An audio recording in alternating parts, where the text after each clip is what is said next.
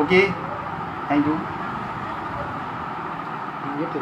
सम्यक विद्यार्थी आंदोलन महाराष्ट्र व सम्यक विद्यार्थी आंदोलन ठाणे यांच्या वतीनं फेसबुक लाईव्ह हा जो अनेक दिवसांपासून भीम जयंतीच्या या उपक्रमात हा एक वैचारिक लेखाजोखा इथं प्रस्तुत करण्यासाठी आमचे मित्र आदरणीय महेश भारतीय, तद्वतच स्वातीजी, त्याचप्रमाणे त्यांच्यासोबत असलेले रोहितजी, त्याचप्रमाणे अमोलजी, माझ्यासोबत परभणी जिल्हा अध्यक्ष लखन सौंदरमल व समस्त आपल्या या सम्यक विद्यार्थी आंदोलनाच्या कार्यकर्त्यांचं, विद्यार्थ्यांचं मी मनपूर्वक धन्यवाद देतो आणि अभिनंदन करतो की त्यांनी हा भीम जयंती ऑनलाईन साजरी करण्यासाठी हा जो उपक्रम राबवला आहे तो हा अतिशय स्तुत्य आहे, त्याला शब्दात तोड नाही. आणि या माध्यमातून आम्ही आपल्या विचारांना इथं प्रस्तुत करण्यासाठी इथे तयार आहोत. आदरणीय महेश भारतीय यांनी मला विषय दिलेला आहे की आजची शिक्षण पद्धती आणि पाठ्यपुस्तक मंडळांचा कारभार. अतिशय व्यापक विषय आहे. या विषयाला विस्तारित करण्यासाठी आपल्यासमोर मी येतोय. मित्रहो, आजची शिक्षण पद्धती ही पाहण्यासाठी किंवा समजून घेण्यासाठी सर्वप्रथम आपल्याला कालची शिक्षण पद्धती किंवा आपल्या भारताचा अतीत काय होता आणि ती पार्श्वभूमी आहे, तो बेस आहे, आणि त्या माध्यमातून आजच्या शिक्षण पद्धतीवर आपल्याला भाष्य करता अधिक येईल. म्हणून मी थोडंसं मागच्या काळात जाऊ इच्छितो. आम्ही पाहतो भारत हा अतिशय समृद्ध, भरभराटीचा आणि जगामध्ये एका सुसंस्कृत देश म्हणून ओळखला जातो. आणि या निमित्तानं आम्ही पाहतो की प्राचीन काळी आमची माती, आमचा इथला पूर्ण परिवेश इतका लगबग होता, इतका लबालब होता, समृद्ध होता. मग आज ही अवस्था अशी का झाली याचा परामर्श घेत असताना आम्ही पाहतो की इथली वर्णव्यवस्था, इथली मनुवादी व्यवस्था हे सर्व इथलं कारण ठरलं. आपण फक्त शैक्षणिक या अँगलनंच नाही का या विषयाकडे आपण पाहणार आहोत, समजून घेणार आहोत. म्हणून मी आपल्याला माहीत आहे की बुद्धाच्या अगोदरही इथं कशा पद्धतीची भेदाभेद नीती होती. माणसामध्ये कशा पद्धतीने नाही का एकमेकांना कलुषित भावनेनं पाहण्याचा इथं दृष्टिकोन होता. माणसाला माणसाप्रमाणे वागणूक मिळत नव्हती. आणि मग बुद्धानं ही सर्व व्यवस्था बदलण्याचा घाट रचला आणि त्यात ते यशस्वी झाले. बुद्ध हे जगातले पहिले क्रांतिकारी वैज्ञानिक महामानव आहेत आणि त्यांनी स्वतः ज्ञान अर्जन करून ते ज्ञानार्जन इतरांसाठी कसं उपयुक्त होईल, मानव कल्याणासाठी किती महत्त्वाचं होईल, त्यासाठी त्यांनी संघ स्थापन केला आणि संघाच्या माध्यमातून ज्ञानदान करण्याचा त्यांनी जो एक संकल्प केला आणि त्या माध्यमातून ज्ञानदानाची परंपरा इथून बहुजनांची सुरू होते मित्र. आणि या संघाद्वारे या बुद्धाने जी शिकवण दिली, जी आपल्या सर्व मानव कल्याणाच्या उत्थानासाठी ती अतिशय मूल्याची आहे. आम्ही पाहतो की बुद्धाची शिकवण ही चरक भिक्कवे चारिकम बहुजन हिताय बहुजन सुखाय हा जो मंत्र दिला, बहुजन हिताय बहुजन सुखाय, या माध्यमातून सर्वांचं कल्याण करण्याची जी त्यांची जी योजना होती ती फळाला येऊ लागली. हळूहळू लोक त्यांच्याकडे येऊ लागले आणि विहारातून ज्ञानाची ते सूर निनादू लागले आणि त्याचा व्याप उघावू लागला आणि विहाराचं रूपांतर हळूहळू ज्ञान केंद्रामध्ये व्हायला लागलं. आणि या ज्ञान केंद्रामध्ये आम्ही पाहतो की पुढे चालून कोणती विद्यापीठं निर्माण झाली जी जगाला आकर्षित करून घेतली. तक्षशिला, नालंदा, विक्रमशिला, उदयपुरी विद्यापीठं, या विद्यापीठांनी ज्ञानाचे परिमाण इतके प्रस्थापित केले की सर्व जग आपल्या भारताकडे आकृष्ट होत झालं आणि त्या माध्यमातून इथं ज्ञानाची परंपरा सुरू झाली. बुद्धापूर्वी प्रचलित असणाऱ्या शिक्षण पद्धतीनं शोषणाचा एक फार मोठा कळस केला होता आणि त्याला त्यांनी प्रमाणित केलं होतं. आणि ते सर्व बदलण्यासाठी आम्ही पाहतो की बुद्धाने जे पाऊल उचललं ते अतिशय महत्त्वाचं होतं. या आधी मला एक गोष्ट मुद्दामून सांगायची मित्रांनो की ज्ञानदानाची आमची परंपरा इथून सुरू होते पण तत्पूर्वी इथल्या प्रस्थापित व्यवस्थेची शिक्षण पद्धती कशी होती? गुरुकुल पद्धती होती, आश्रम पद्धती होती.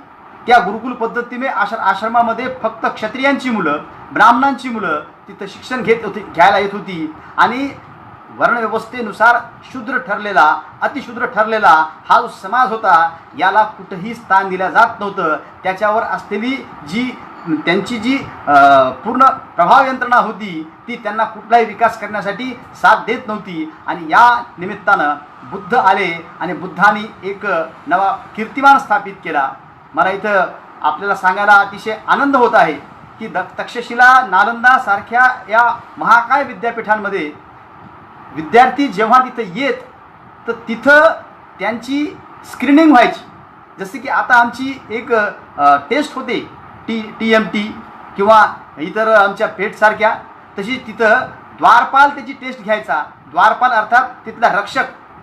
आणि त्या द्वारपालाच्या परीक्षेत, तोंडी परीक्षेत तो विद्यार्थी जर पास झाला तर त्याला त्या प्रवेशद्वारातून मध्ये त्याला एंट्री मिळायची, प्रवेश मिळायचा. म्हणजे सांगायचा मुद्दा हा की तिथला द्वारपाल इतका हुशार होता, चाणाक्ष होता, तल्लख होता की त्याच्या परीक्षेत तो पास झाला तर त्याला ते मध्ये एंट्री मिळायची. आणि त्यामध्ये भारतातीलच नव्हे, आशिया खंडातील अनेक विद्यार्थी तिथं यायचे, पायी यायचे आणि आपल्या जीवनाचा, आपल्या देशाचा उत्थान करण्यासाठी तिथे ते प्रवेश घ्यायचे. आणि ज्ञानाची ती गंगा होती, ज्ञानाचा तो महासागर होता, तो वेचण्यासाठी ते तिथं पूर्ण कटिबद्ध असायचे. आणि त्यानंतर एकाच वेळी 10,000 विद्यार्थ्यांना तिथं परीक्षा देण्याची सोय त्या विद्यापीठामध्ये होती. म्हणजे आमचा देश किती प्रगल्भ होता याचं ते एक मूर्तिमंत उदाहरण आहे. आणि 10,000 विद्यार्थ्यांमध्ये फक्त 20% विद्यार्थी तिथं पास व्हायचे. आणि त्या 20% विद्यार्थी मग त्या देशात आपापल्या जाऊन हे पूर्ण ज्ञान परंपरा ही सुरू करायची.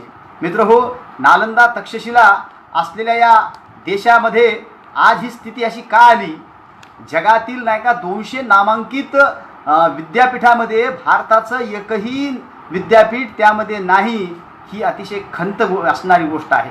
आमच्या या देशामध्ये फार मोठ्या प्रमाणामध्ये आम्हाला वेगवेगळ्या अँगलनी इथं नाही ते बिंबवल्या जात आहे, परंतु वास्तव लपवल्या जात आहे. हा देश बुद्धाचा होता, इथं ज्ञानाची परंपरा होती आणि ती लपवण्यासाठी आम्ही पाहतोय की या व्यवस्थेनं कशा पद्धतीनं आपली इथं कारकीर्द निर्माण करण्याचा प्रयत्न केला होता. आम्ही पाहतो की या सर्व बाबीमध्ये आज घडीला फक्त 7% आमचा विकास दर किंवा आमची गुणवत्ता आहे या 200 विद्यापीठांमध्ये. आणि मी जास्त विस्तारानं जाणार नाही. 1947ला आमच्या देशात 18 विद्यापीठं होती, 500 महाविद्यालय होते आणि 24,000 प्राध्यापक होते. त्यानंतर आम्ही पाहतो की माझ्याकडं 2015चा डेटा आहे, 523 विद्यापीठं झाली. त्यानंतर 33,023 विद्यापीठं आली आणि महाविद्यालय आली आणि त्यानंतर 41,660 प्राध्यापक आले. मित्र हो, गुणात्मकता वाढली नाही, फक्त संख्यात्मकता वाढली. आणि संख्यात्मकता वाढली याचा अर्थ विकास झाला असा मुळीच होत नाही. आणि म्हणून आज आम्ही UG PGच्या माध्यमातून अनेक शैक्षणिक दालनं निर्माण केली, उभे राहिले, परंतु त्या माध्यमातून इथल्या शेवटच्या वर्गापर्यंत शिक्षण गेलं का त्याचं उत्तर आम्हाला मिळालं नाही, मिळणार नाही. उच्च शिक्षणातील भारतातील जी शिक्षण संख्या आहे ती खूप आहे. गुणवत्तेच्या बाबतीत मात्र आम्हाला त्याबद्दल खंत वाटते. अमेरिकेचा तो विकास दर 94% आहे, तर भारताचा फक्त 6% आहे, 0.6%. हे अतिशय लज्जास्पद आहे दोस्तो हो.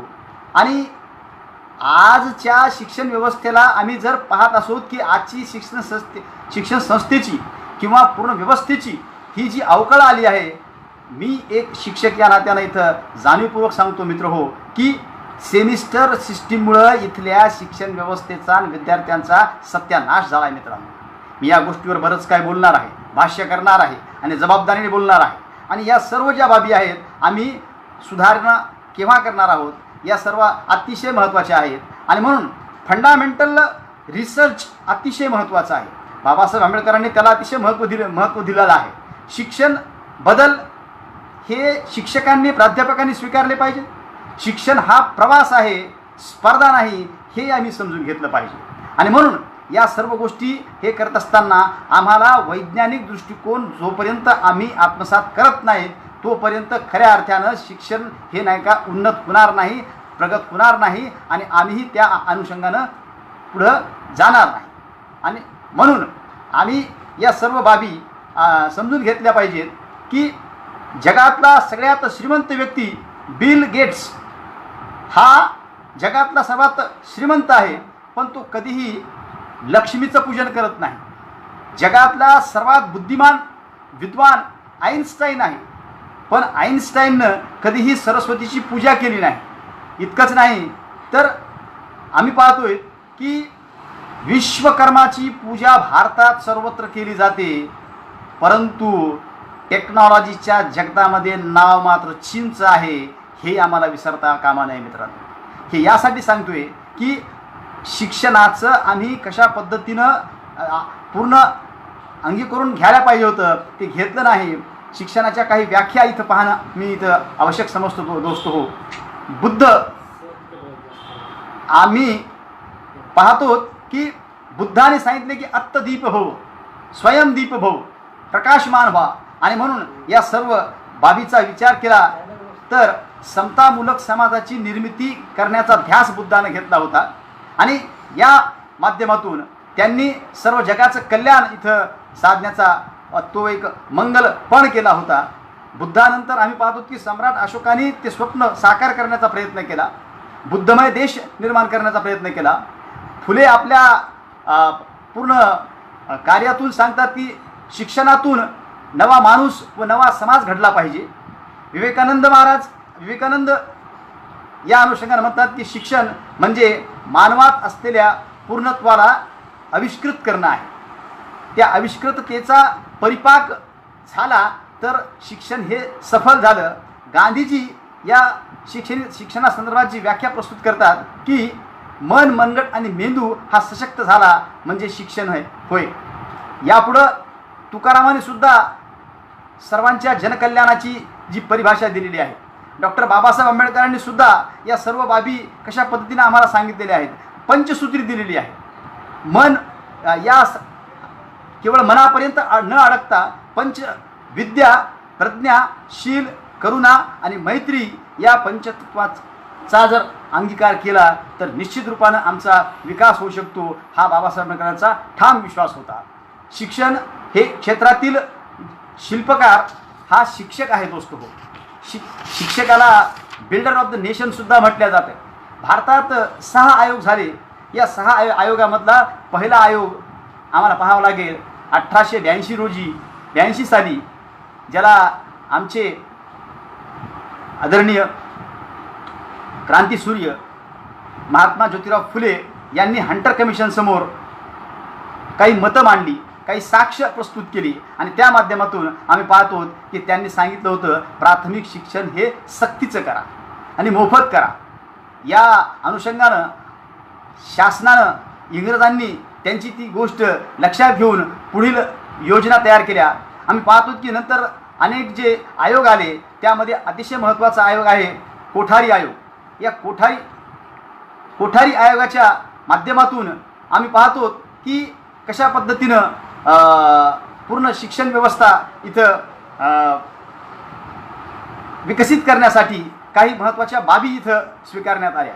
त्यामध्ये एक अतिशय महत्त्वाची बाब की या समितीमध्ये France, Japan, Russia, Bharat, England या राष्ट्रांचे प्रतिनिधी या आयोगामध्ये होते आणि त्यांनी यामध्ये ज्या सूचना केल्या, ज्या इथं काही बाबी मांडल्या, इथं त्यांनी त्या बाबी अतिशय महत्त्वाच्या ठरतात आणि शिक्षण व्यवस्था इथून ही सुरुवात होते. त्यात त्यांनी पहिलंच वाक्य दिलेलं आहे की भारतातील उद्याच्या शिक्षणाचा विकास इथल्या वर्गखोल्यातून होणार आहे आणि वर्गखोली ही महत्त्वाची आहे. त्या वर्गखोलीमध्ये सर्वांना स्थान मिळावं हा त्याच्या पाठीमागे एक हेतू होता.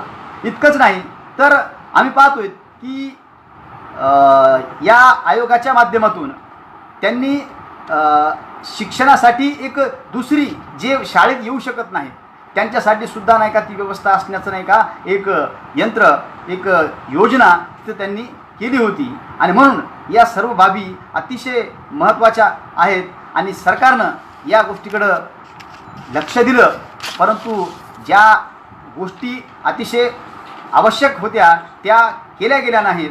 आणि या आजच्या या शिक्षण पद्धतीला पाहत असताना आम्ही पाहतो की हजारो वर्षाचा आमचा जो गुलामगिरीचा इतिहास आहे तो 40 वर्षामध्ये डॉक्टर बाबासाहेब आंबेडकरांनी तो पुसून टाकला आणि एका नव्या संस्कृतीचा एका नव्या कीर्तिमानाचा इथे एक इतिहास रचला.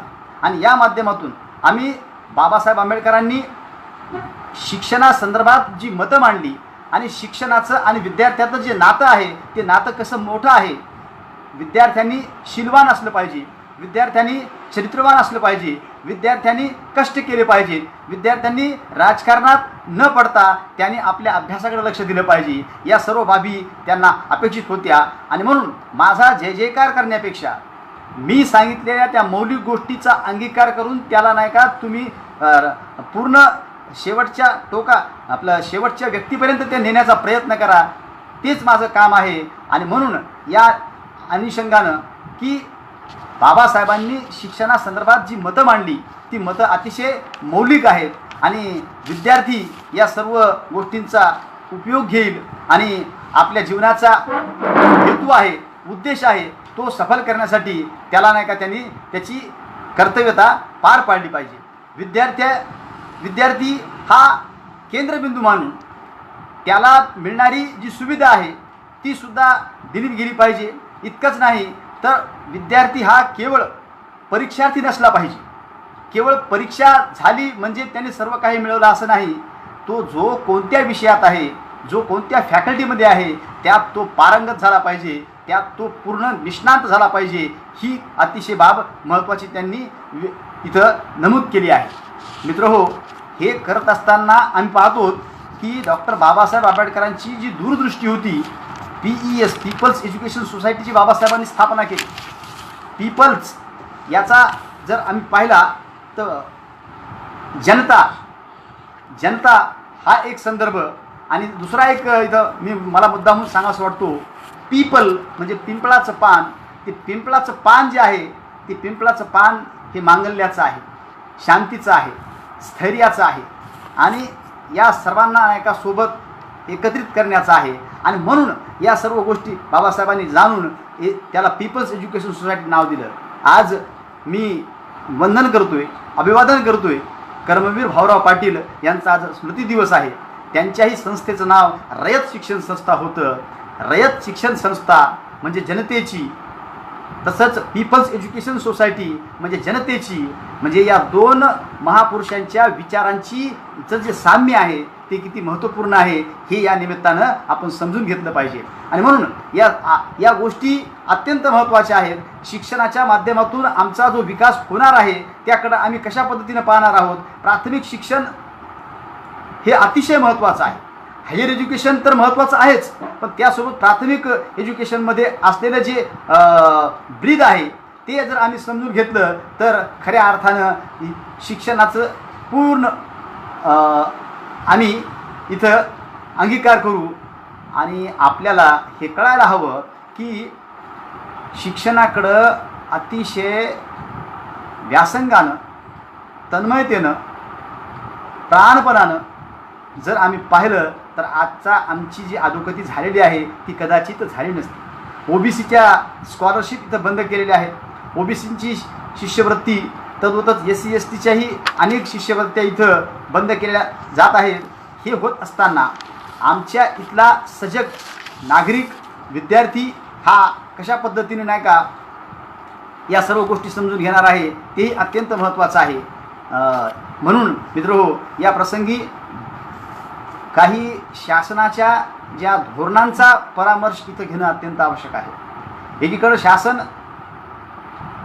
शासन करत असताना अनेक बाबी कशा पद्धतीनं धूळफेक करतं हे आपण इथं समजून घेतलं पाहिजे. शिक्षणाच्या शिक्षणामध्ये राजकारण कशा पद्धतीनं आणल्या जाते. आज BJP गव्हर्नमेंट शासनाची या काँग्रेसच्याच अनेक बाबींची ट्रू कॉपी करत आहे आणि त्यामुळं गरिबांचं बहुजनांचं जे नुकसान होत आहे ते अतिशय मोठं होत आहे. आणि म्हणून या बाबी आपण समजून घेणं गरजेचं आहे. मित्रहो, शिक्षणाचं संघीकरण जे होत आहे ते अतिशय घातक आहे. या निमित्तानं मी इथं गंभीरपणे हा विषय आपल्यासमोर व्यक्त करत आहे. अभ्यासक्रमामध्ये NCERT सारख्या नाही का देश पातळीवरील अभ्यासक्रमामध्ये जर या गोष्टी तिथं येत असतील तर ह्या अतिशय घातक आहेत. येणाऱ्या आमच्या पिढ्यांसाठी, इतिहासासाठी, सांस्कृतिकतेसाठी त्या अतिशय आम्हाला चिंतनीय आहेत. मूल्य शिक्षण हे मूल्य शिक्षणाच्या नावावर हिंदुईकरण किंवा हिंदुत्वादी रूप देण्याचा जो घाट चालू आहे तो अत्यंत लाजिरवाण आहे दोस्त. परिपाठाच्या माध्यमातून आम्ही पाहतो की गायत्री मंत्र असतील किंवा तिथं मृत्युंजय मंत्र असेल किंवा अजून काही तिथं ज्या विद्यार्थ्यांकडून म्हणून घेतले जात आहेत, लादून घेतलं जात आहे ते अतिशय लांछनीय आहे. आणि म्हणून पाठ्यपुस्तकांमध्ये संघीय विचारसरणी कशा पद्धतीनं तिथं प्रवेश करीत आहे आणि त्या माध्यमातून ज्या महावीरांनी, ज्या बुद्धांनी, ज्या इथल्या अनेक मान्यवरांनी जो इथं जे काम केलं त्याच्या इथं या व्यवस्थेनं कशा पद्धतीनं त्याच्या चिठ्ठ्या उडल्या जात आहेत. इतकंच नाही तर त्यांची ती विचारधारा त्यांच्यात रुजवून त्यांच्या कोवळ्या बालमनावर कशा पद्धतीनं ती प्रभावित केल्या जात आहे. ह्या सर्व गोष्टी अत्यंत या निमित्तानं समजून घेणं आवश्यक आहे. आणि म्हणून SBSC या पाठ्यक्रमामध्ये सुद्धा या बाबी खूप आहेत. यामध्ये एक मुद्दा आपल्याला इथं सांगू इच्छितो. द्रोणाचार्य आणि एकलव्याचा पाठ तिथं त्या सिलेबसमध्ये आहे आणि शिक्षक त्या विद्यार्थ्यांना शिकवत आहेत की थांब द्रोणा थांब, तुझा अंगठा कापू नको. तेवढ्यात पालक तिथे येतात. पालक त्या शिक्षकाला विचारतात की मूळ संदर्भ तर असा नाही आहे सर. द्रोण त्याच्या विद्यार्थ्याचा एकलव्याचा अंगठा कापून घेतात आणि तुम्ही मग थांब द्रोणा थांब, मी तुझी फक्त परीक्षा घेत होतो आणि अंगठा कापू नको हे असं तुम्ही काय शिकवत आहे. त्यांना जेव्हा तो प्रतिप्रश्न विचारला गेला तेव्हा त्याचं उत्तर त्यांनी बालिशपणे हे दिलं की विद्यार्थ्यांच्या कोवळ्या मनावर रक्तपातासारखा विषय त्यांना शिकू नये किंवा त्यांच्या बाळमनावर त्याचा विपरीत परिणाम होऊ शकतो. तिथं चिंतनीय मुद्दा हा आहे दोस्तो. खरं लपवण्यासाठी त्यांचा जो रंगरूप आहे, त्यांची जी योजना आहे ती इथं लपवण्यासाठी त्यांनी नाही का या पद्धतीने नाही का त्या असलेल्या खऱ्या घटनेला त्यांनी बदललेला आहे. सांगायचा मुद्दा हा की स्थल काल परत्वे कशा पद्धतीनं मागच्या काळातल्या झालेल्या चुकावर त्या पडदा टाकून नाही का वेगळ्या पद्धतीनं त्यांची नाही का ती यंत्रणा काम करते आहे. इथं मला अजून एक मुद्दा महत्त्वाचा आहे तर सांगावासा वाटतो. हा गोरखपूर गीता प्रेस इथंही असाच एक प्रसंग घडलेला आहे. काही पुस्तकांमध्ये तुलसीदासच्या रामचरितमानसमध्ये एक ज्या त्या पंक्ती आहेत, ढोल गवार शूद्र पशु नारी ये सब है ताड़न के अधिकारी. हा जो त्यांचा दोहा त्या पुस्तकातून त्यांनी रद्द केला आहे, तो त्यांनी काढून टाकला आहे. नव्या एडिशनमध्ये तो आलेला नाही. ते यासाठी की त्यांना कळून चुकले की ती आमची चूक आहे आणि ती चूक सुधारण्यासाठी त्यांनी अशा पद्धतीने ते काम करत आहेत. या अत्यंत गोष्टी महत्त्वाच्या आहेत, गंभीर आहेत दोस्तो. आणि म्हणून यासोबत एक महत्त्वाचा की आजच्या शिक्षण व्यवस्थेमध्ये किंवा आजची जी शिक्षण पद्धत आहे त्यामध्ये बहुजनांच्या मुलांचा विकास होऊ नये या पद्धतीचं त्यांचं नाही का ते वर्तन किंवा त्यांची ती षडयंत्रता इथं आपण लक्षात घेऊया.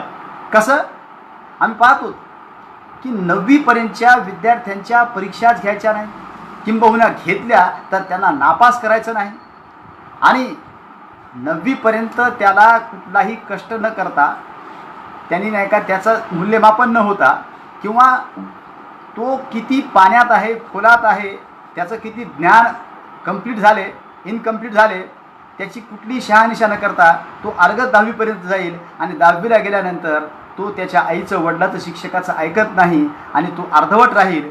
आणि अर्धवट राहिलेली माणसं पुढं हायर एज्युकेशन घेऊ शकणार नाहीत, कोणत्या स्किलच्या उद्योगधंद्यामध्ये तो टिकू शकणार नाही. या पद्धतीनं बहुजनांच्या विद्यार्थ्यांना या विळख्यात अडकवण्याचा हा एक फार मोठा डाव आहे. इतकंच नाही तर मागच्या सरकारमधले जे शिक्षण मंत्री होते वसंत पुरके यांनी एक फार मोठं काम केलं होतं. त्यांनी जिल्हा परिषदेच्या पहिलीपासूनच्या विद्यार्थ्यांसाठी वर्गासाठी इंग्रजी अनिवार्य रूपानं सुरू केलं. त्यावर खूप चर्चा झाली, त्यावर खूप बहस झाली, खूप त्याच्यावर नाही का गंभीरपणे आक्षेप घेण्यात आले आणि शिक्षण हे मातृभाषेत दिलं गेलं पाहिजे या गोष्टीचा आग्रह धरला. त्या लोकांनी धरला, त्या नेत्यांनी धरला ज्यांची मुलं कॉन्व्हेंटमध्ये आहेत, ज्यांची मुलं परदेशामध्ये आहेत आणि त्यांनी या सर्व गोष्टी या पद्धतीनं मराठीचा कनवळा जसं त्यांना आहे असं त्यांना वाटते, पण बहुजनांची मुलं शिकू नयेत. आणि आज आम्ही पाहतोय की खेड्यातला, पाड्यातला, वाड्यातला, तांड्यातला, वस्तीतला, तो झोपडीतला मुलगा जो आहे तो इंग्रजी बोलायला लागला आहे, त्याला कळायला लागले आणि ते महात्मा फुल्यांचं, सावित्रीबाईचं जे स्वप्न आहे ते साकार व्हायला लागलेलं आहे.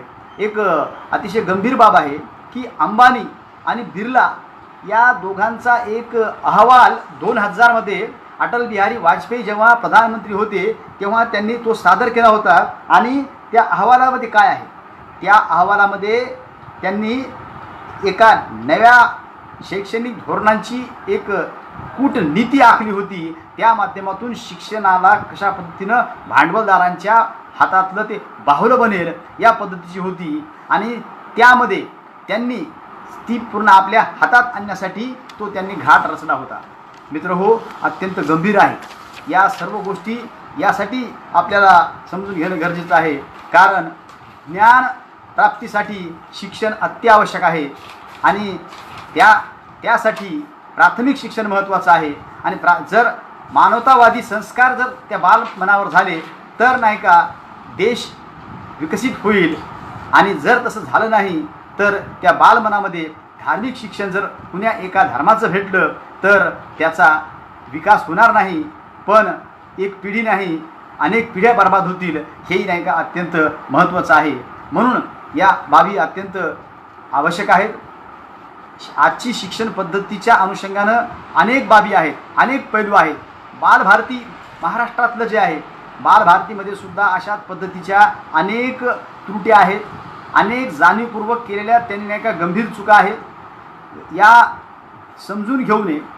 आमचं म्हणणं एवढंच आहे की कर्तबगार माणसं चुकून त्याच्यात राहिली असं होऊ नये आणि जी कर्तबगार नाहीत त्याच्यात ती येऊ नये, अशी चूक होऊ नये. हरियाणा राज्यामध्ये जर आम्ही पाहिलं तर पाहतो की एक आंतरराष्ट्रीय गीता महोत्सव झाला होता आणि त्या आंतरराष्ट्रीय गीता महोत्सवामध्ये डॉक्टर बाबासाहेब आंबेडकरांची प्रतिमा त्याच्यात लावण्यात आली होती. बाबासाहेब आंबेडकर कुणाची जागीर नाहीत हे खरं आहे, परंतु बाबासाहेब आंबेडकर तो व्यक्ती नाही का आपलं म्हणू शकतो, जगू शकतो, त्यांचा नाही का डोक्यावर घेऊन नाचू शकतो की जो त्यांची आयडियॉलॉजी समजून घेतो, तो जगतो, तो समजतो आणि त्याप्रमाणे वागतो. पण संघाचं काम हे विपरीत आहे. बाबासाहेबाचा फोटो लावला म्हणजे बाबासाहेब स्वीकारले असं नाही, तर बाबासाहेबांच्या समाजाला, अनुयायाला हे दाखवायचे किंवा येणाऱ्या नव्या पिढ्यांना की बाबासाहेबसुद्धा संघाच्या जवळचे होते. हा कुटील डाव आहे. इतकंच नाही, हरियाणामध्ये ICSE या ज्या पाठ्यक्रमामध्ये आहे आम्ही पाहिलं की टोटल हिस्ट्री अँड सिविक्स यामध्ये डॉक्टर बाबासाहेब आंबेडकरांचा धडा तिथं विद्यार्थ्यांना शिकण्यासाठी त्यांनी रद्द केलेला आहे. आजच्या वर्तमानातले प्रणव मुखर्जी असतील, सुमित्रा महाजन असतील, यांचे त्यामध्ये पाठ आहेत, लेसन आहेत, पण बाबासाहेबांचा नाही. म्हणजे याहून हे आपल्याला समजून येईल की बाबासाहेबांची प्रासंगिकता यांच्या दृष्टिकोनातून किती आहे. इतकंच नाही तर गुजरातमध्ये संविधानद्रोही पाठ्यक्रमाची निर्मितीची परंपरा सुरू झालेली आहे. प्राथमिक शाळेमध्ये पाठ्यक्रमामध्ये वेद, उपनिषद, संस्कृत अनिवार्य करण्यात आलेली आहे. इतकंच नाही तर माध्यमिकमध्ये फलजोशी ज्योतिषशास्त्र आणि वैदिक गणित हे विद्यापीठ स्तरावर लादण्याचा त्यांचा नाही का मनोदय त्यांनी नाही का तिथे केलेला आहे. उच्च शिक्षण ही आज सर्वांसाठी खुलं नको आहे ही त्यांची नाही का नीती आहे. गाय ही सर्व देवतांची माता आहे. इतकंच नाही तर आपण तिची पूजा केली पाहिजे. पत्नी पतीसोबत सती जात असेल तर तिचं आम्ही कौतुक केलं पाहिजे. ते आमच्या संस्कृतीचं एक फार मोठं जतन आहे. त्याचं संवर्धन केलं पाहिजे. इतकंच नाही तर इथं सर्व हिंदू आहेत हे सांगितले गेले. इतकंच नाही तर आमची सांस्कृतिक प्रतीकही एकच आहेत सर्व देशातील 130 करोड लोकांची. गाय, गंगा, गीता, गायत्री मंत्र, अनेक बाबी आणि पुनर्जन्म इथं आहे हे बिंबवल्या गेले. आजची भारतीय संस्कृती ही आर्य संस्कृतीचीच देणगी आहे हे सुद्धा बिंबवण्यात आलेलं आहे किंवा तिथं सांगण्यात आलेलं आहे. आणि या गोष्टी अत्यंत गंभीर आहेत दोस्तो. कारण राष्ट्रपिता ज्योतिराव फुले यांनी या गोष्टीचा धोका आम्हाला तेव्हा सांगितला होता की हे फलज्योतिषशास्त्र हे थोतांड आहे. आमच्या मानवतेच्या विकासाच्या आड येणारं हे एक फार मोठं षडयंत्र आहे. ते आमच्या बहुजनांनी वेळीच ओळखलं पाहिजे. आणि आम्ही पाहतो की विद्याभारतीच्या या अभ्यासक्रमामध्ये कशा पद्धतीनं NCERTमध्ये की अनेक द्वेषमूलक पॅरलल समांतर पाठ्यक्रमाची निर्मिती करून तिथं नाही का त्या बाल मनावर कशा पद्धतीनं संस्कार केले गेले जात आहेत त्यावर पुन्हा शिक्षण आयोगानं त्यांची ती निष्पक्षता तपासली आणि नंतर त्यांना समज देऊन त्यात सुधारणा करण्यासाठी सांगितले आले. इतकंच नाही तर खेदजनक भारत देश कुण्या एका धर्माचा नाही, कुण्या एका जातीचा नाही, तो सर्वांचा आहे. आणि त्यामध्ये असं सांगण्यात आलेलं आहे की मुसलमान आणि ख्रिश्चन आणि पारशी हे विदेशी आहेत. इथला अभ्यासक्रम जो आहे तो अभ्यासक्रम उच्च हायर एज्युकेशनचा अभ्यासक्रम या बहुजनांना शूद्रांना शिकवू नये. इतकंच नाही तर बौद्ध आणि जैन ही विचारधारा ही परकीय आहे. किती अतिशय चिंतनीय गोष्ट आहे. या सर्व बाबी आम्ही या अनुषंगानं समजून घेणं अत्यंत गरजेचं आहे. महाराष्ट्राच्या अनुषंगानं जर आम्ही पाहिलं तर अनेक बाबी पाठ्यक्रमामध्ये इथं पाहायला मिळतात. तिसरीच्या वर्गामध्ये आम्ही पाहतो की असाध्य ते साध्य या माध्यमातून त्यांनी एक चित्र तयार केलं आणि त्या चित्रामध्ये आम्ही पाहतो की त्यांनी दाखवलं की शिक्षक शिकवत आहेत आणि ते फक्त संस्कृत ब्राह्मण विद्यार्थ्याला शिकवत आहेत हे त्यात दाखवलं. संस्कृत कुण्या एका जातीची धर्माची समूहाची धरोहर काय आहे काय हाही एक प्रश्न निर्माण होतो. आणि हे नसताना मग हे असं बिंबवण्याचं कारण काय? मित्रहो, 4थीच्या वर्गात शिवछत्रपतीच्या अनुषंगानं जो इतिहास मांडण्याचा प्रयत्न केला त्यात गंभीरपणे नाही का काही गोष्टी इथं नाही का लादण्याचा प्रयत्न केला. महाराष्ट्रातले ख्यातनाम विचारवंत साहित्यिक श्रीमंत कोकाटे यांनी त्या संदर्भानं बालभारतीशी नाही का पत्रव्यवहार केला माहितीच्या अधिकारामध्ये आणि ती माहिती मिळवली तर त्यांनी ते फार त्रोटक नाही का उत्तर दिलं की ह्या गोपनीय बाबी आहेत आणि या गोपनीय बाबी असल्यामुळं आम्ही त्या नाही का सार्वजनिक करू शकत नाहीत. त्यांनी सार्वजनिक हिताला बाधा पोचते या पद्धतीचं एक पत्र देऊन त्यांना शांत करण्यात आलं. हे शिक्षण क्षेत्रात होत असलेली ही जी बाब आहे ती अत्यंत महत्त्वाची या पद्धतीने ही व्यवस्था करण्याचा प्रयत्न करत आहे. 5वीच्या वर्गात इतिहास नागरिकशास्त्रामध्ये 1857चा जो इतिहास उठाव राष्ट्रीय उठाव आम्ही पाहतो आहे त्या 1857च्या उठावामध्ये राणी लक्ष्मीबाईचं चरित्र जे आहे कर्तृत्व जे आहे ते ज्या पद्धतीने दाखवले जाते त्याबद्दल आक्षेप नाही. परंतु राणी लक्ष्मीबाईसोबतच आम्ही पाहतो की आदिवासी असलेली झलकारी देवी हिचं सुद्धा कर्तृत्व, तिचा पराक्रम, तिची जी जाज्वल्यता आहे, तिचा जो पूर्ण प्रभाव आहे तो तिथं अनुलेखित करण्यात आलेला आहे. तिचं नावसुद्धा तिथं घेतल्या गेलेलं नाही. या बाबी अत्यंत गंभीर आहेत. इतकंच नाही तर 9व्या वर्गामध्ये आम्ही पाहतो की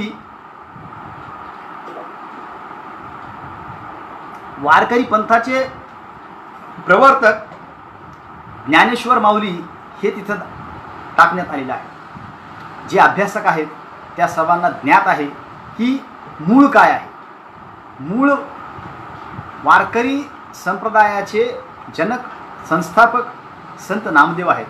आणि म्हणून संत नामदेव हे कसे त्यांच्या पूर्ण गाथांचा अभ्यास केला, व्यक्तित्वाचा चरित्राचा अभ्यास केला, तर ते आम्ही पाहतो की महाराष्ट्रासह उत्तर भारतामध्ये त्यांच्या पूर्ण विचारांचा प्रभाव लक्षात येतो. एक प्रश्न इथं निर्माण होतो, एक अभ्यासक छोटासा अभ्यासक या नात्यानं, खरंच ज्ञानेश्वर जर बंडखोर होते, विद्रोही होते, तर त्यांनी त्यांच्या शुद्धीकरणासाठी पैठणच्या ब्राह्मणांकडून शुद्धीपत्र घेण्याची आवश्यकता होती का? आणि जर ते बंडखोर असते तर त्यांना कुणाच्या सर्टिफिकेटची गरज नसती. आणि म्हणून या बाबी आम्ही निरक्षीरपणे सत्सद्विवेक बुद्धीनं आम्ही ह्या तपासल्या पाहिजे, समजल्या पाहिजे. आमचा तो इतिहास आणि इतरांचा तो सत्यानाश असं चालणार नाही. आणि म्हणून नामदेवाची जी कारकीर्द आहे, त्यांचं वय आहे, त्यांचा अनुभव आहे, त्यांची ज्ञानपिपासा आहे. नामदेवाच्या बाबतीत आम्ही पाहतो की शीख धर्मामध्ये त्यांच्या श्री ग्रंथ गुरु साहिबा या ग्रंथामध्ये जवळपास 62 पदं त्यांची नाही का तिथे त्यांनी दर्ज केलेली आहे. त्याचा पाठ होतो, त्याचं गान होतं, त्याला ते पूजतात. हे कशामुळं? तर त्यांच्यात असलेली प्रतिभा त्यांनी ओळखली.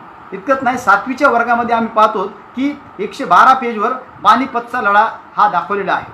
पानिपतच्या लढाईमध्ये वर्णन वास्तववादी केले गेलेलं नाही. आम्ही पाहतोय की तिथं असं दाखवले, इराणकडून आलेले जे मोगल आणि अफगाणकडून आलेले जे पठाण आहेत यांच्यामध्ये ते युद्ध झालं. म्हणजे मोगल आणि पठाणामध्ये ते युद्ध झालं. प्रश्न हा निर्माण होतो दोस्त हो की पानिपतमध्ये मराठे हारले, पेशवे जिंकले, असं कसं होईल? या बाबी अतिशय व्यापक आहेत, गंभीर आहेत.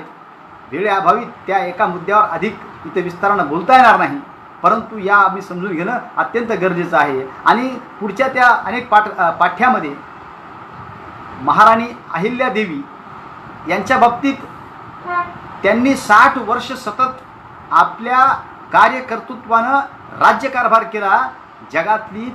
जगातल्या इतिहासातली ती एकमेव स्त्री आहे जिने 60 वर्ष राज्यकारभार केलेला आहे, सफल केलेला आहे, यशस्वी केलेला आहे. तिचं चित्र दाखवत असताना तिच्या हातामध्ये पिंड दाखवण्यात येते. म्हणजे तिचं कर्तृत्व शून्य करून तिला धार्मिक किंवा दैववादी करण्यात येतं.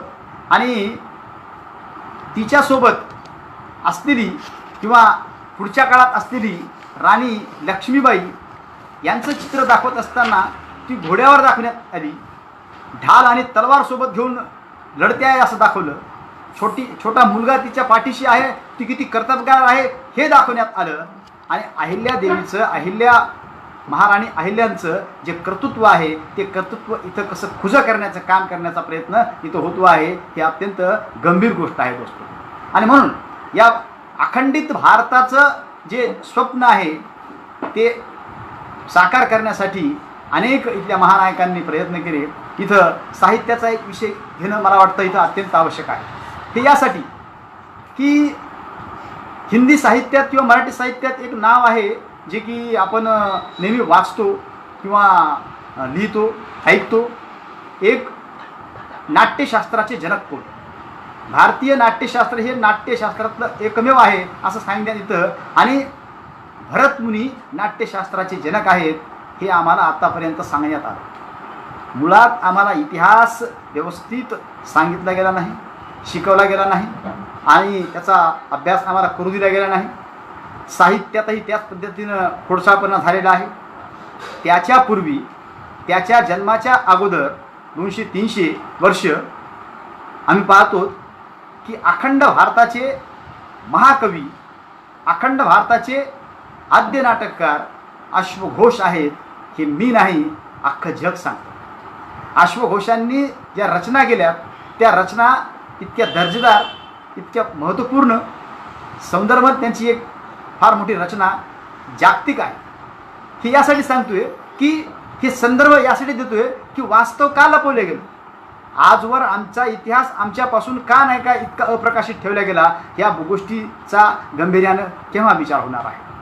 भारत सर्वांचा आहे, साहित्य सर्वांचं आहे, संस्कृती सर्वांची आहे, आणि हे होत असताना कुल्या एका वर्गाला, एका व्यक्तीला, एका समूहाला जाणीवपूर्वक नाही का पडद्याआड ठेवायचं आणि ज्यांचं कर्तृत्व नाही त्याला नाही का त्याचं श्रेय द्यायचं, हे असं नसलं पाहिजे.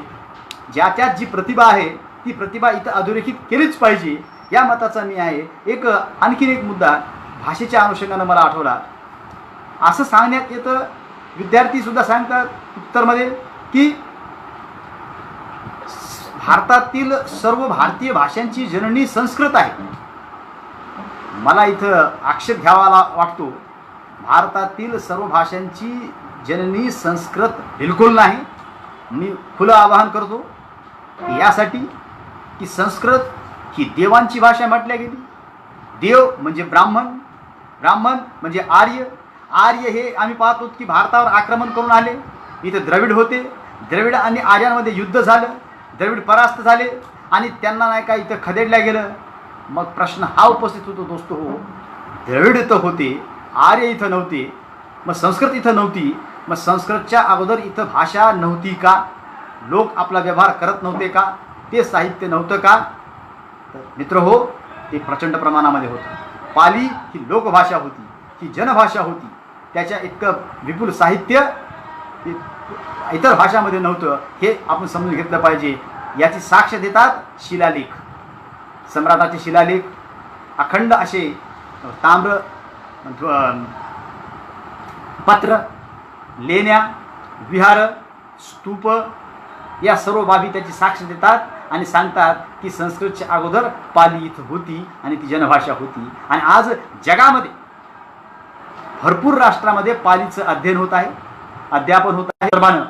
मित्र हो, एक अतिशय महत्त्वाचा मुद्दा आपल्यासमोर इथं ठेवू इच्छितो की RT अर्थात ज्यांचा प्रवेश झाला आहे त्या विद्यार्थ्यांकडून, त्यांच्या पालकांकडून इथं शाळा त्या फीज घेत आहेत आणि त्या शाळा ज्या आहेत त्या त्या विद्यार्थ्यांकडून फीज घेऊ शकत नाहीत. याची मी आपल्याद्वारे इथं त्या लोकांना सांगू इच्छितो, त्या पालकांना सांगू इच्छितो की कृपया आपण कोणाच्या या भूलथापांना बळी नका पडू.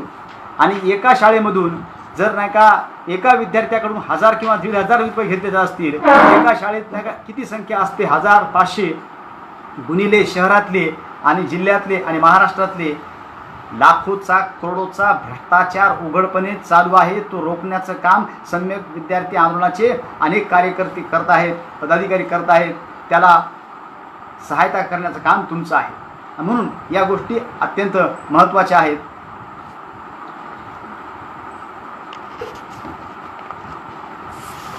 मित्र हो, वेळ कमी आहे, मुद्द्यांकडे काही लवकर येतो. बालभारती सारख्या पाठ्यक्रम निर्मितीच्या या क्षेत्रामध्ये आम्ही पाहतो की बालभारतीमध्ये प्रत्येक विषयाचं अभ्यास मंडळ आहे, त्याचा अध्यक्ष आहे, त्याच्या अभ्यास मंडळाचे सदस्य आहेत, सल्लागार मंडळ आहे, संपादक मंडळ आहे, समन्वयक आहेत, डायरेक्टर आहेत. ते यासाठी सांगतोय की त्यांचं काम काय आहे, त्यांची कारकीर्द काय आहे, ही समजून घेणं गरजेचं आहे. इथं अर्ज मागवले जातात महाराष्ट्रातल्या कानाकोपऱ्यातून, पण ते फक्त फॉर्मल असतात. तिथं निवड त्यांची होते जे त्या व्यवस्थेचे नाही का भटीक आहेत, जे नाही का त्यांच्या फार जवळचे आहेत, नातेवाईक आहेत. म्हणून या सर्व गोष्टी समजून घेणं गरजेचं आहे. फुले शाहू आंबेडकर विचारधारा बालभारतीला कधी कधी नको आहे की काय असंही वाटतं. कारण इथं बाकी अन्य सिलेबसमध्ये भरपूर दिसतं, पण फुले शाहू आंबेडकरांचा इथं भाग घेण्यासाठी ही मंडळी तितकी तत्पर नसते. ही अतिशय इथं गंभीर खंत व्यक्त करतोय मी. मित्र हो, या सर्व बाबी यासाठी की जोपर्यंत पाठ्यपुस्तकांमध्ये आमचं वास्तव येत नाही, आमचं साहित्य येत नाही, आमचा इतिहास येत नाही, आमचे नायक येत नाहीत, आमचे महानायक येत नाहीत, तोपर्यंत येणाऱ्या नव्या पिढीला ते कळणार नाही. जी कालपर्यंत चूक झाली ती आजही होऊ नये या गोष्टीचं नाही का आम्ही गंभीरपणे नाही का नोंद घेतली पाहिजे. विद्यापीठीय परिक्षेत्रात जी बोर्ड आहेत, बोर्ड ऑफ स्टडीज अभ्यास मंडळ, यामध्येही तसंच आहे. आता नवीन नियमाप्रमाणे जर आपण पाहिलं मित्रांनो तर 3 जागांसाठी फक्त इलेक्शन आहे आणि 3 जागांच्या इलेक्शन नंतर 6 सदस्यांसाठी ते नॉमिनेशन आहे कुलगुरूंतर्फे आणि त्यासाठी विद्यापीठातल्या त्या प्राध्यापकांकडून त्यांचा बायोडाटा मागण्यात येतो आणि बायोडाटा आणून नंतर त्याच्यात स्क्रीनिंग होते, चर्चा होते आणि नंतर नाही का त्याच्यातली काही 6 जण निवडल्या जातात. तर दोस्तो यामध्येही फार घोळ आहे. तो असा की ती 6 नावं ती घेतल्या जातात जी त्या चेअरमनची किंवा रजिस्ट्रारची किंवा त्या डीनच्या अतिशय जवळची आहेत, त्यांचे नातेवाईक किंवा त्यांचे नाही का विद्यार्थी आहेत. आणि हे मी सांगत नाही, हे आपण तपासून घेऊ शकता. महाराष्ट्रातल्या विद्यापीठातल्या परिक्षेत्रात असलेल्या तिथल्या त्यांच्या विषयाचे जे प्राध्यापक आहेत त्या प्राधिकरणातले ते इतके विद्वान आहेत, इतके प्रगल्भ आहेत, इतके बुद्धिमान आहेत, पण त्यांना तिथं स्थान मिळत नाही आणि ते तिथं नसल्यामुळं कदाचित नाही का या सर्व गोष्टी पुढे येत नाहीत. ही अतिशय गंभीर इथं नाही का मी बाब इथं आपल्यासमोर इथं मांडतोय मित्रांनो. नॉमिनेशन असलेली माणसं जी आहेत ती मर्जीनं काम करतात. ज्यांचा आशीर्वाद त्यांच्यावर आहे, ज्यांचा वरदहस्त त्यांच्यावर आहे, त्यांच्याविषयी किंवा त्यांना विरोध करण्याचं धाडस ते करू शकत नाहीत. हे तितकंच महत्त्वाचं आहे. आणि म्हणून या बाबी यासाठी सांगतोय की तिथं मग सिलेबस निर्माण करण्यामध्ये, पाठ्यक्रम निर्माण करण्यामध्ये या व्यक्तींचा तितका महत्त्वाचा रोल उरत नाही आणि मग विद्यार्थ्यांना त्याचा अतिशय फटका बसतो. हे महत्त्वाचं आहे. परीक्षा पद्धतीमध्ये जे अनेक बदल महाराष्ट्र शासनानं जे केलेले आहेत किंवा विद्यापीठाला सांगण्यात आलेले आहेत त्यामध्ये विद्यार्थी आणि प्राध्यापक शिकार होतो आहे. आणि म्हणून या सर्व गोष्टी विद्यापीठात असलेले जे प्राधिकरणं आहेत, मग ते बोर्ड ऑफ स्टडीज असेल, सिनेट असेल, 32/5 असेल, कमिटी, फॅकल्टी असेल, ॲकॅडमिक असेल, MC असेल, या सर्वांनी आपला रोल अदा करण्याची गरज आहे. परंतु त्या प्राधिकरणातली आमची जी मंडळी आहे ती बोलत नाही, मांडत नाही, भांडत नाही आणि म्हणून आमच्या विद्यार्थ्यांचं ते नुकसान होते आणि या सर्व बाबी अत्यंत आम्हाला गंभीरपणे सहन करावे लागतात. म्हणून मित्रहो, तो प्राध्यापक परमनंट आहे काय, पार्ट टाईम आहे काय, तो CHBवर आहे काय, तो कॉन्ट्रॅक्ट बेसिसवर आहे काय, हे न पाहता प्राध्यापकाला प्राध्यापकाच्या पूर्ण दर्जानं आम्ही सन्मानित केलं पाहिजे. आणि एक अजूनही शिक्षण क्षेत्रामध्ये अनेक पैलू आहेत मित्रांनो. नुसतं पुस्तक आणि हे असं नाही. प्रत्येक कॉलेज लेवलला एक लोकल मॅनेजमेंट कमिटी आहे. तिचंही नाव आता बदललं आहे, तिचंही स्वरूप आता बदललं आहे. तिचं आता CDC झालेलं आहे, कॉलेज डेव्हलपमेंट कमिटी. या कमिटीमध्ये प्रघात असा आहे, नियम असा आहे की ती इलेक्टेड असावी, निवडणूक व्हावी. पण अनेक ठिकाणी ती नॉमिनेटेड असते आणि नॉमिनेट जेव्हा होते तेव्हा त्या महाविद्यालयातले त्यांच्या मर्जीचे माणसं तिथे घेतल्या जातात, जे की त्या प्राध्यापकांचे, शिक्षकांचे, विद्यार्थ्यांचे प्रश्न तिथं मांडत नाहीत, बोलत नाहीत आणि ते सुटत नाहीत. आणि म्हणून या अत्यंत गोष्टी महत्त्वाच्या आहेत. NACच्या माध्यमातून अनेक महाविद्यालयामधून प्राध्यापकांकडून लूट केल्या जाते. विकासाच्या प्रगतीच्या नावानं त्यांच्याकडून नाही का ती पूर्ण रसद घेतल्या जाते. लायब्ररीमध्ये पुस्तकं नसतात, वर्तमानपत्रे नसतात. इतकंच नाही तर कॅन्टीन तिथं नसते विद्यार्थ्यांच्या सोयीसाठी, त्यांच्या चहासाठी, नाश्त्यासाठी. खेळायला मैदान नसतं. या सर्व गोष्टी अत्यंत गंभीर आहेत. ज्या HODs जे आहेत, विभाग प्रमुख, यांनासुद्धा त्या पद्धतीनं त्यांचं नाही का काम करण्यासाठी किंवा त्यांना ती संधी मिळत नाही. एक अतिशय वेळ फार कमी आहे, मी त्या मुद्द्याला स्पर्श करतो आहे. यशवंतराव चव्हाण महाराष्ट्र मुक्त विद्यापीठ आपल्या इथं आहे. त्याची स्थापना यासाठी झालेली आहे दोस्तो की जे लोक नोकरीत आहेत, व्यवसायात आहेत, जे काही महाविद्यालयात शिकायला येऊ शकत नाहीत, अशांसाठी ती आहे. झालं हे की आमच्याकडला ॲकॅडमिक विद्यार्थीसुद्धा तिकडंच जात आहे. पिरियडला यायची आवश्यकता नाही आणि तिथे त्याला स्थान दिले जाते आणि तिथला जो कारभार आहे तो अत्यंत चिंतनीय आहे. विद्यार्थी प्रवेश घेतल्यानंतर सरळ परीक्षेला येतात.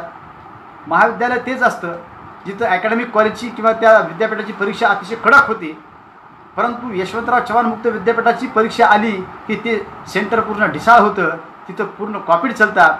या गोष्टी अत्यंत घातक आहे. शिक्षणाचा दर्जा खालावण्याचं काम नाही का या माध्यमातून होत आहे आणि येणाऱ्या अनेक पिढ्यांना संपवण्याचं सुद्धा काम होत आहे. हे तितकंच महत्त्वाचं आहे. YCM यशवंतराव चव्हाण मुक्त विद्यापीठाच्या परीक्षांचं मॉडरेशन होत नाही. आमच्या परंपरागत विद्यापीठाच्या परीक्षांचं एक्झामिनेशन होतं, मॉडरेशन होतं, त्यानंतर ते स्क्रीन केले जातात आणि त्यानंतर अंक दिले जातात. इथं डायरेक्ट दिले जातात.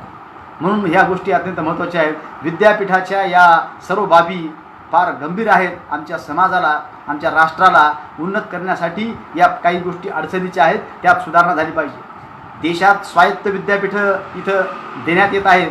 जो त्यांचा सिलेबस तयार करणार, शुल्क अदा करणार, त्या पद्धतीनं त्यांनी आरक्षणसुद्धा त्यांनी त्याचं पाळतील नाही पाळतील त्याच्यामध्ये त्याची अट नाही. इतकंच नाही, परदेशी विद्यापीठांचं आगमनसुद्धा झालेलं आहे मित्रांनो. फॉरेन युनिव्हर्सिटीज इथं त्यामध्ये आमचा बहुजन विद्यार्थी हा प्रवेश घेऊ शकणार नाही. खाजगी कोचिंग क्लासेसमध्ये जे आज पूर्ण हे चाललेलं आहे, बाजार चाललेला आहे, तोही आम्ही पाहतो आहोत. म्हणून या सर्व धर्तीवर आमचे मार्गदर्शक आदरणीय ॲडव्होकेट बाळासाहेब आंबेडकर यांनी जी भूमिका घेतलेली आहे, KG to PG सर्वांना मोफत शिक्षण द्या, शिक्षणाचं राष्ट्रीयकरण झालं पाहिजे. इतकंच नाही तर नॉन ग्रँट ही संकल्पनाही आम्हाला मान्य नाही, सर्वांना ग्रँट असणार आहे हे ते म्हणत आहेत. संशोधनाला अधिक महत्त्व इथं दिल्या जाईल. इतकंच नाही, आम्ही पाहतो की फेक युनिव्हर्सिटी पाहतो की महाराष्ट्रात प्रायव्हेट कॉलेजेस आहेत. हाही एक भाग अत्यंत गंभीर आहे. त्यामुळेही शिक्षणाचं मातेर होत आहे. म्हणून UGC इथं बंद झालेली आहे. HRDC इथं नवीन रूपानं येत आहे. येणाऱ्या काळामध्ये न्यू एज्युकेशन पॉलिसी जी आहे, धोरण जे आहे, अत्यंत घातक आहे मित्रांनो. आपण गंभीर झालं पाहिजे. महाविद्यालयांचं, अनेक महाविद्यालयांचं क्लबिंग होणार आहे. अनेक शिक्षक सरप्लस होणार आहे. अनेकांना ना त्यांची नोकरी गमावी लागणार आहे. विद्यार्थ्यांना नाही का फीस अधिक रूपानं द्यावी लागणार आहे. आम्ही पाहतो की राजस्थानचा कोटा, लातूरचा लातूर पॅटर्न किंवा पश्चिम महाराष्ट्रात झालेलं 30% 70%, या सगळ्या गोष्टी अत्यंत महत्त्वाच्या आहेत आणि या बाबी बदलायला पाहिजेत. आणि त्या बदलण्यासाठी सम्यक विद्यार्थी आंदोलन हे फार नाही का मोठं काम करत आहे. आणि म्हणून एक मुद्दा सांगतोय की पुण्यामध्ये एक बछाव सर आहेत, आदरणीय प्राध्यापक बछाव सर यांनी नाही का विद्यापीठामध्ये प्रयत्न केला होता की वाणिज्य शाखेमध्ये मॅनेजमेंट गुरु म्हणून डॉक्टर बाबासाहेब आंबेडकर यांचा नाही का पाठ तिथे लावण्याचा. परंतु त्यांना अनेक अडचणी आल्या, त्यांना तिथं अनेक संघर्ष करावा लागला आणि UGला जमलं नाही. ते त्यांना नंतर अनेक पूर्ण संघर्ष करून PGच्या वर्गामध्ये बाबासाहेब आंबेडकरांचा थोडासा सिलेबस त्याच्यामध्ये टाकण्यामध्ये ते यशस्वी झाले. मला हे सांगायचं आहे, जगामध्ये ज्याचा प्रभाव आहे अशा व्यक्तित्वाला त्याच्या देशात, त्याच्या राज्यात त्यांना स्थान दिले जात नाही. हे इथल्या मनुवादी व्यवस्थेचं एक फार मोठं षडयंत्र आहे. ते आम्ही ओळखून घेतलं पाहिजे. आणि म्हणून या बाबी ज्या आहेत की न्यू एज्युकेशन पॉलिसी ही फार गंभीर आहे. यामध्ये नोकऱ्या अनेक रूपानं लवकर मिळणार नाहीत. इतकंच नाही तर वैज्ञानिक दृष्टिकोन निर्माण व्हावा हे इथल्या नाही का व्यवस्थेचं, इथल्या शासनाचं काम आहे. म्हणून लोक सहभाग किंवा लोकसभा अध्यक्ष सुमित्रा महाजन यांनी कोरोनावर उपाय सांगितला आहे आणि त्यांचं म्हणणं आहे महामृत्युंजय पाठ केला तर कोरोना आजार होत नाही. इतक्या मोठ्या प्रमाणात या महामारीला इथं रामदेव बाबा सांगतात, संभाजी भिडे सांगताय. JNU हे अतिशय बुद्धिमान विद्यार्थ्यांचं एक विद्यापीठ आहे. तिथल्या विद्यार्थ्यांना कशा पद्धतीनं इथं वागणूक मिळते आहे आपण ते पाहतो आहोत. शासनाला ते JNU बंद करून तिथं हिंदुत्ववादी विद्यापीठाची निर्मिती करायची आहे हेही दिसते. अंधश्रद्धा निर्मूलन कायदा असणाऱ्या या देशात, या राज्यात आम्ही पाहतोय की मंत्रालयातल्या 602 त्या खोलीमध्ये कुणीही यायला तयार नाही. म्हणजे ही किती मोठी थट्टा आहे. सरकार आम्ही पाहतोय की कशा पद्धतीनं आमचं या पद्धतीनं दिशाभूल करत आहे. इथं डॉक्टर प्रियंका रेड्डी, डॉक्टर पायल तडवी यांना प्राण गमावा लागलेला आहे. या व्यवस्थेचे ते कशा पद्धतीनं बळी ठरलेले आहेत. इथं तबरेज अन्सारीला प्राण इथं गमावा लागलेला आहे. रोहित वेमुलासारखा त्याला सुद्धा प्रधानमंत्री 10 लाख रुपये देतात आणि त्याच धर्तीवर आम्ही पाहतोय की हिमा दास ही एक आदिवासी कन्या, तिला मात्र ऑलिम्पिकमध्ये इतकं मोठं यश संपादन करून तिला फक्त 50,000ची बोलवण केल्या जाते, जी की ती गोरगरिबांना वाटून देते. आम्ही पाहतो की या गोष्टी फार गंभीर आहेत आणि म्हणून नवं शैक्षणिक धोरण हे आमच्यासाठी फार विकसित नाही. आणि मेरिट काय आहे आम्ही पाहतोय की नेहा यादव ज्या मुलीनं अमित शहा यांना काळा झेंडा दाखवला, तिथल्या अलाहाबाद विद्यापीठानं त्या नेहा यादवला काढून टाकलं. त्या मुलीला इंटरनॅशनल अवॉर्ड मिळाला, रिसर्चमध्ये. टीना डाबी या IAS भगिनीनं अनुसूचित जातीच्या तिनं भिलवाडा पॅटर्न निर्माण केला देशामध्ये. कोरोनाच्या पार्श्वभूमीवर म्हणजे गुणवत्ता कुणात असते, सवर्णात असते आणि इतर शूद्रांमध्ये नसते. हे काय आहे गुणवत्तेचं नवं परिमाण हे आम्ही पाहतो आहोत. या सर्व गोष्टी फार महत्त्वाच्या आहेत दोस्तो हो. आणि या निमित्तानं आम्ही पाहतोय की मेरिटची खाण JNU असताना तिथं नाही का त्या विद्यार्थ्यांना कशा पद्धतीनं बदनाम केल्या जाते. आज भारतातल्या अनेक महत्त्वाच्या पदावर कोणती मंडळी असेल तर ती JNUमधली आहे आणि या विद्यार्थ्यांनी त्यांचं नाही का कर्तृत्व दाखवलेलं आहे. आणि या सर्व बाबी अतिशय महत्त्वाच्या आहेत. एक मागं UPSCची एक परीक्षा झाली, IES इंडियन इकॉनॉमिक सर्व्हिस. त्यामध्ये फक्त देशात 32 जागा होत्या. त्या 32 जागांमधून 18 जागा JNUच्या विद्यार्थ्यांनी नाही का प्राप्त केल्या आपल्या मेहनतीच्या जोरावर, आपल्या बुद्धीच्या जोरावर. आणि त्यांच्याकडे शंकेनं पाहण्याचं कारण नाही. म्हणून या गोष्टी फार आम्ही लक्षात घेतल्या पाहिजे. आणि या निमित्तानं सैनिक विद्यार्थी आंदोलनाचे आदरणीय महेश भारती यांनी जो उपक्रम केला आहे तो फार महत्त्वाचा आहे. आणि आरक्षणानं इथं गुणवत्ता संपत नाही, तर आरक्षण हे एक संधी आहे.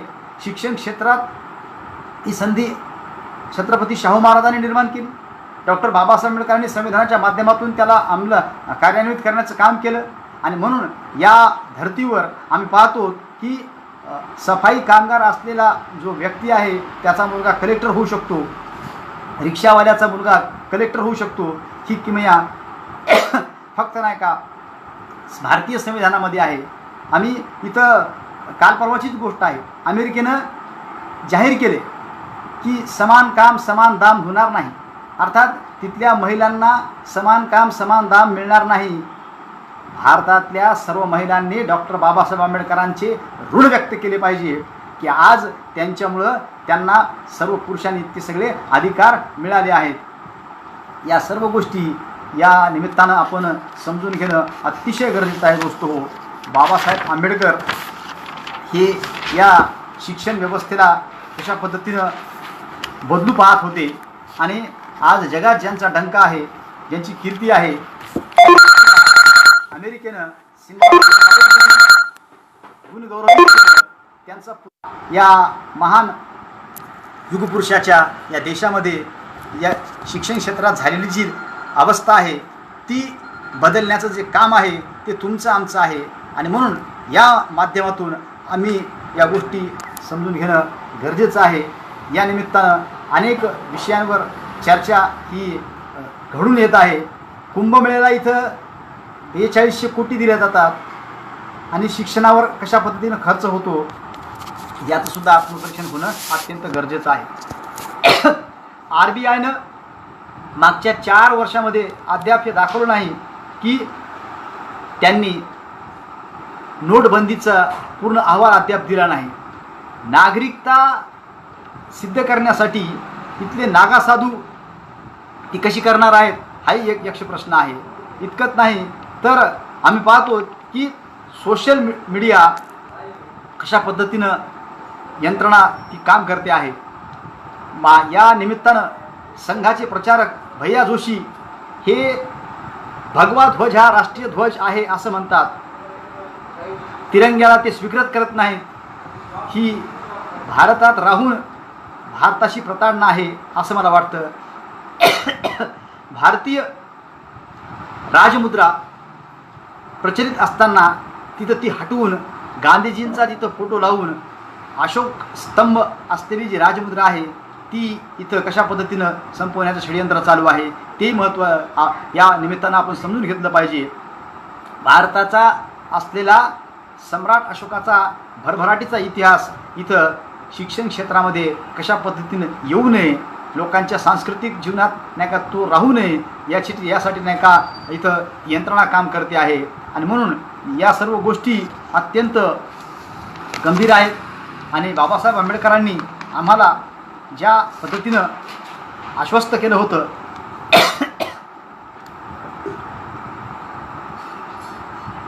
बाबासाहेब आंबेडकर विश्वगुरू आहेत आणि भारतीय संविधान इथल्या सर्व भारतीयांच्या कल्याणासाठी कशा पद्धतीनं इथं निर्माण केलं आहे. ज्या ऑक्सफोर्ड युनिव्हर्सिटीनं 10,000 वर्षातल्या अनेक त्यांच्या विद्यार्थ्यांचा किंवा जगातल्या व्यक्तींचा आढावा घेतला त्यात बाबासाहेब 4थ्या स्थानावर आहेत. अर्थात प्रथम बुद्ध, महावीर, त्यानंतर सम्राट अशोक आणि बाबासाहेब आंबेडकर.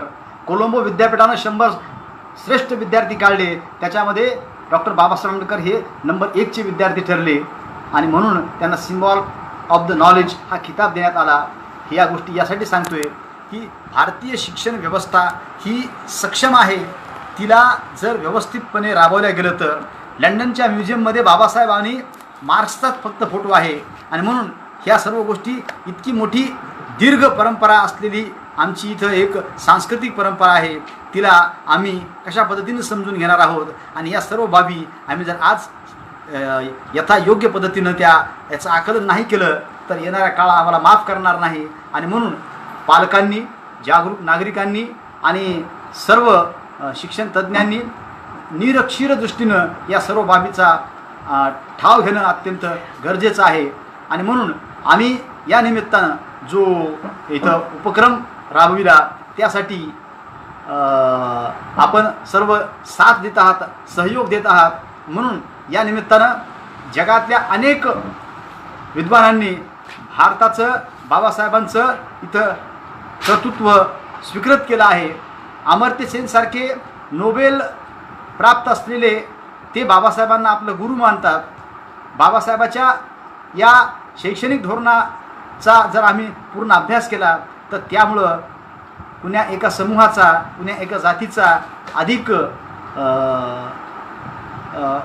त्यांनी विचार न करता सर्वांचा विचार केलेला आहे. मित्रहो, विषय फार व्यापक आहे, मला तो पूर्ण करता येत नाही आहे वेळेअभावी. परंतु आपले काही प्रश्न असतील तर कृपया आपण प्रश्न मला उपस्थित करू शकतात. मी त्यावर आपल्याला बोलण्याचा प्रयत्न करतो.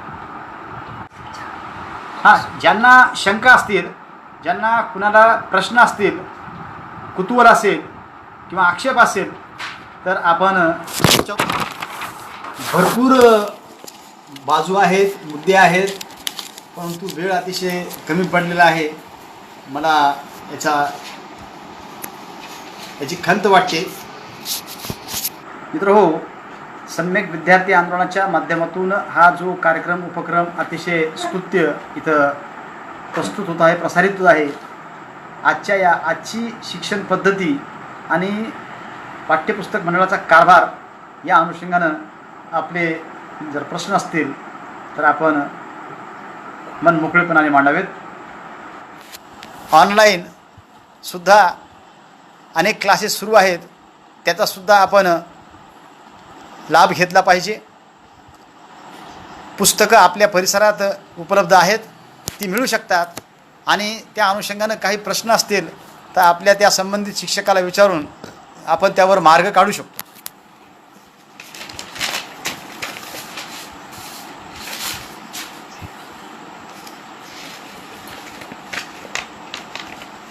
आजच्या शिक्षण पद्धतीत मूल्य शिक्षण, लैंगिक शिक्षण आणि पर्यावरण शिक्षण यांची किती आवश्यकता आहे?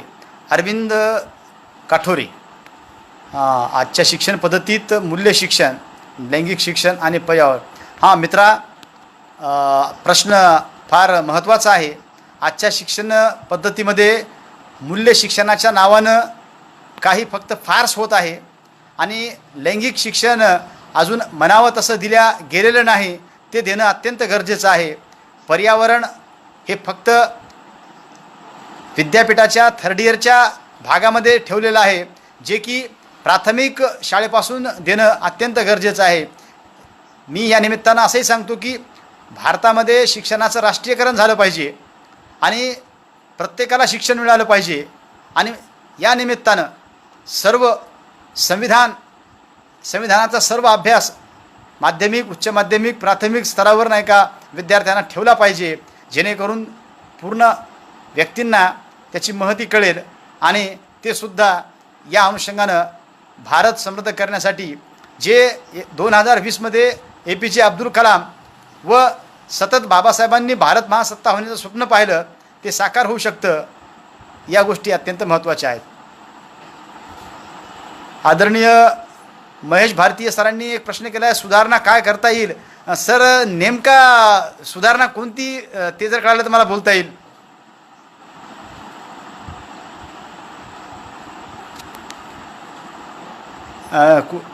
नेमका कुठल्या अनुषंगानं सुधारणा म्हणजे त्यावर भाष्य करता येईल.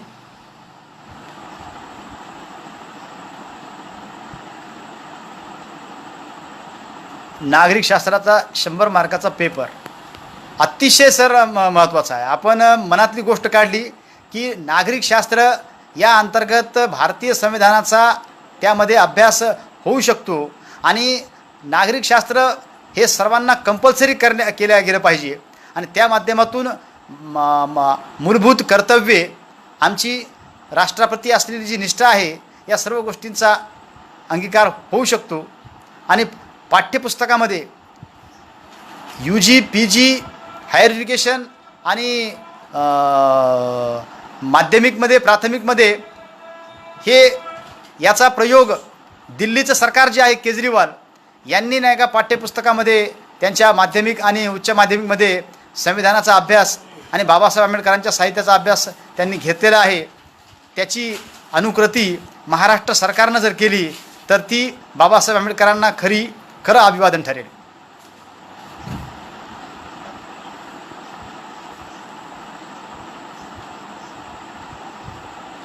कोरोनाच्या या पार्श्वभूमीवर आपण सर्व ऑनलाईन इथं चर्चेत सहभागी होतो आहोत आणि महेश भारतीय सरांनी ही जी संधी उपलब्ध केली त्याबद्दल खरंच आपलं पाठ्यपुस्तकात बदल होणं गरजेचं आहे सर. ते यासाठी आधी मी बोललो आहे की जोपर्यंत त्या व्यवस्थेमध्ये, त्या प्राधिकरणामध्ये, त्या मंडळामध्ये जाणकार, अभ्यासू, दूरदृष्टी असलेली जी शिक्षक मंडळी आहे, प्राध्यापक मंडळी आहे जात नाही, तोपर्यंत त्यामध्ये आमूलाग्र बदल होईल असं वाटत नाही. अतिशय धीरज तेलंग सर, आपण जो प्रश्न उपस्थित केला आहे अतिशय मोलाचा आहे. संविधान हा विषय कंपल्सरी करता येऊ शकतो, फक्त इच्छाशक्ती पाहिजे. जर इच्छाशक्ती असेल तर ते करणं काहीही अवघड नाही.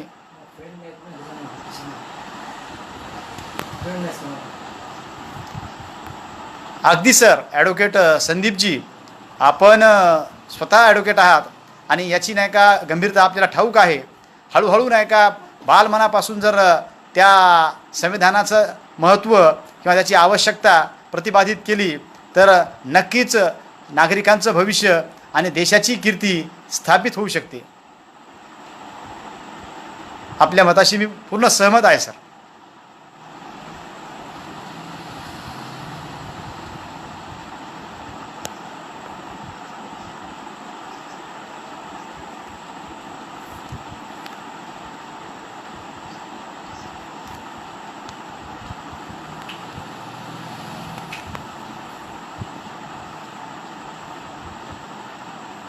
हॅलो,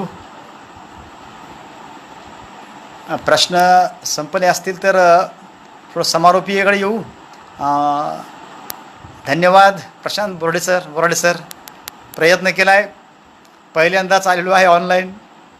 काही तांत्रिक बाबी शिकायला मिळाल्या या माध्यमातून, परंतु या माध्यमातून अनेक विषयांवर मांडणी करण्यासाठी सम्यकनं जे दालन निर्माण केले त्याला खरंच तोड नाही.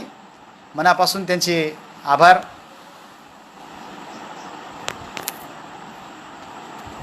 विषय व्यापक होता आणि इतक्या कमी वेळामध्ये त्याला पूर्ण करणं फार कठीण आहे. तरी अनेक बाबीमध्ये मी थोडंसं घाई केलेली आहे. वेळेची मर्यादा असल्यामुळं आपण ते समजू शकता.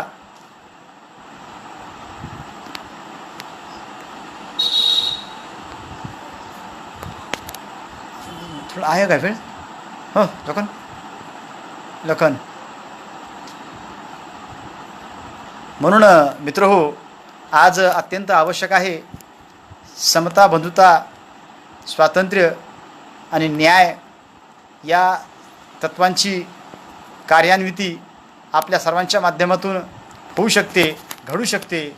आणि आपण आपल्या सर्व भारतीयांचं हे परम कर्तव्य आहे. आणि आपण जर खरंच या देशावर प्रेम करत असाल, जो या देशावर प्रेम करतो तो संविधानावर प्रेम करेल असं मला वाटतं. आणि संविधानावर ज्याची निष्ठा आहे तर तो राष्ट्रभक्त आहे. या प्रसंगी मला एवढं म्हणावंसं वाटतं, कारण कोणती जात, कोणता धर्म, कोणता समूह ही आमची ओळख नाही. आमची ओळख आमचा देश आहे, आमचं राष्ट्र आहे, आम्ही भारतीय आहोत, हीच आमची ओळख आहे. आणि भारतीयत्वाचं नातं आम्ही जपलं पाहिजे. आणि जे बाबासाहेब आंबेडकरांना जो मानवतावाद अपेक्षित होता, राष्ट्रपिता ज्योतिराव फुले यांना जो समाज अपेक्षित होता, संत कबीरांना जो अपेक्षित होता, तो निर्माण करण्यासाठी आम्ही सगळं कटिबद्ध होणं अत्यंत गरजेचं आहे. आणि मित्रहो, उद्या 10 मे अर्थात आपल्या सर्व बहुजनांचे लोकनायक आदरणीय श्रद्धेय बाळासाहेब आंबेडकर यांचा वाढदिवस. या वाढदिवसाच्या निमित्तानं महाराष्ट्रातल्या अनेक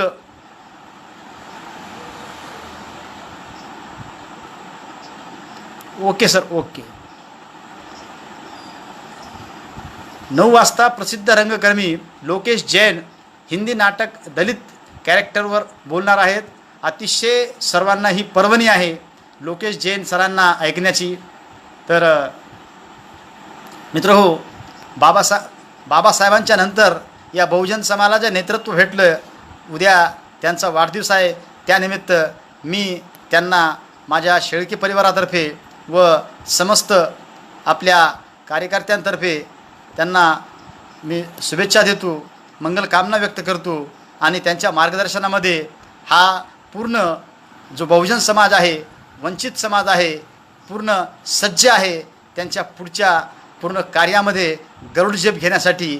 आणि जाता जाता त्यांच्याबद्दल एवढंच सांगतो, सिर्फ हंगामा खड़ा करना मेरा मकसद नहीं, सिर्फ हंगामा खड़ा करना मेरा मकसद नहीं, मेरी कोशिश है ये सूरत बदलनी चाहिए, ये सूरत बदलनी चाहिए.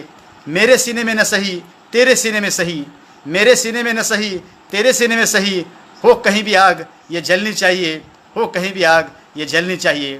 धन्यवाद. जय भीम. नमो बुद्धाय.